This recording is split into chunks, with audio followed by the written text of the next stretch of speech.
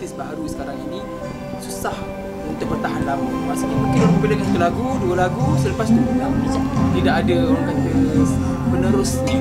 Okey, itu apa yang kita nampak, peningkatan pada setiap artis sekarang dah nampak setiap artis ada management. So that's a good sign, ya. Di mana apa saja penglibatan diorang diaturkan daripada management. So dengan ada management inilah dia perlu juga ada A&R. Ya, artis yang repertoire tu penting. Yang sekarang saya tak nampak artis yang repertoire tu berbeza berbanding dengan dulu. Setiap level mempunyai A&R. Kerana kekuatan A&R ni adalah kekuatan keseluruhan untuk penjualan artis itu sendiri. Bukan yang untuk investment saja yang mereka fikir, okey aku dah invest banyak. No. It's the future for the artist. That's why nama dia artis yang repertoire. Dan artis dan repertoire ni nak kena orang yang betul-betul, means yang tahu about studio, tahu about songs, tahu about that's why kita nampak throughout the world, satu dunia, banyak A&R yang bagus-bagus ya datangnya daripada producer. Ya, kita nampak macam Puff Daddy, David Foster. So even macam kalau kita check pun dulu, saya pun dulu daripada Warner Music, ya A&R, dan sekarang saya buka label saya sendiri, Wet Records, di mana A&R ni adalah penentuan investment pada artis tu, right? Dan sekarang yang saya nampak jadi A&R adalah PR. So PR I consider as a public listener. Knowledge tentang music berbeza dengan knowledge yang A&R lebih mendalami tentang everything about the repertoire. Tapi adakah mereka juga kekurangan karisma? Orang kata, yalah dia nak mencari, orang kata aku pun ada karisma sendiri. Artis sekarang pun tak ada karisma. Itu yang penting A&R. Itu semua kerja A&R. Itu nama dia repertoire. Kan? A&R dah boleh nampak sign budak ni, okay, long term. That's why kalau kita tengok dulu, signing semua jadi. Name it. Because dia dah nampak karisma ataupun aura yang kita panggil sekarang kan. Yang this guy is different. Right? Penting untuk setengah artis, mereka perlu ada trademark tersendiri.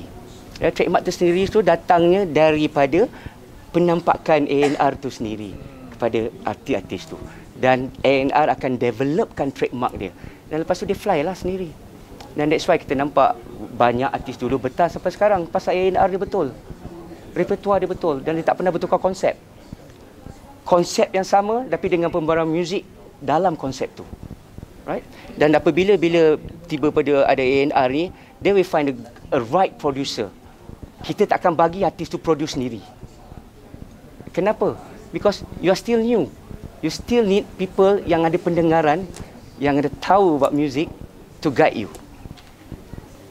Dan rata-rata kita nampak mereka produce sendiri. No, tak salah produce sendiri. Tapi kamu kena tahu the quality, the quantity versus quality. Kan? Lesser tapi kualiti dia bagus. So benda tu yang kita nak. Biar artis tu sendiri. So bila dia dah belajar dengan A&R, of course for dia punya future, contoh Fazal Tahir, mula-mula dia tak produce sendiri pun.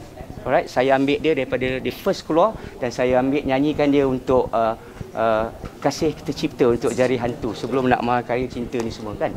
Sebab saya dah nampak dia. Saya tak nampak yang pemenang tu, saya nampak dia. Kan? Itu the magic of A&R, right? Saya sign Azami, saya sign Anwar Zain, saya nampak benda tu. Saya nampak yang mereka bukan hanya untuk satu hari atau setahun. Mereka untuk long term. So baru investment tu berbaloi. Kan? Dan A&R juga akan menentukan segala dia tentang lirik dan sekarang yang kita dapat check, kemasukan lirik dalam jiwa tu kurang, saya check sekarang because banyak ayat hipster. Right? Yes, of course ayat hipster ni memang dia luluskan tata bahasa, tapi tak merangkumi sangkut kat jiwa. Alright?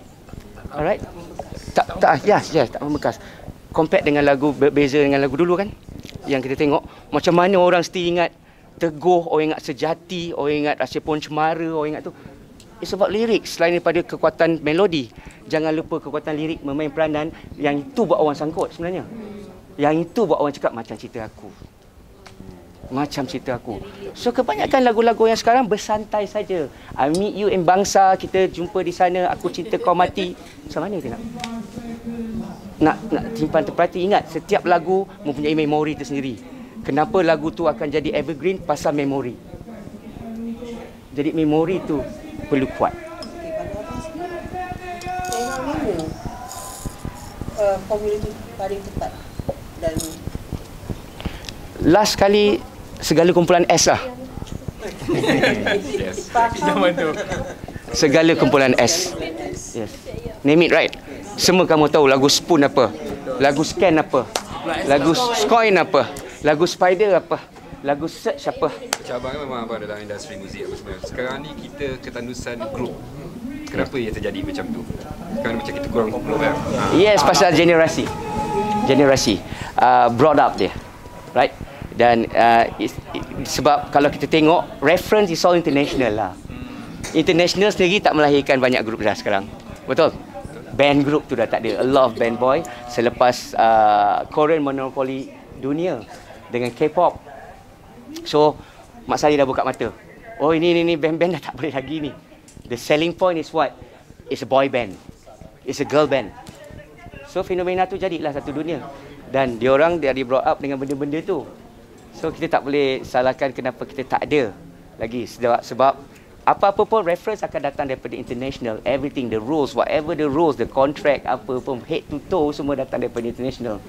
Right? Sebab itu kita masih ada lagi Warner Music, kita ada masih lagi Universal. Right? Because they lead the music. Right? Cuma bagusnya sekarang Malaysia, we hold the master. Independent pegang master. International as a distribution. Berbeza dengan dulu, international pegang master. Artis milik international dan sekarang artis milik independent. I mean that's a good sign. Where they can get their income more than the direct signing. Right? Because kamu dah tak direct lagi dah signing ada. Kamu ada produk, we call it a third party distribution. So means we hold our master, you just distribute it. So I mean that's a good sign. Nah, cuma macam sekarang ni lah. Cuma saya harap budak-budak baru ni kena lebih peka dalam lirik. Right? Tak salah, tak malu pun kalau sebagai reference buku tata bahasa tu kat sebelah. Sebab segala ayat dalam tata bahasa tu itulah ayat Malaysia. Itulah kita yang Malaysia yang kita gunakan setiap hari. Kena ingat, Klang Valley, they just listen. They don't buy. We still need regional. Kampung-kampung dulu.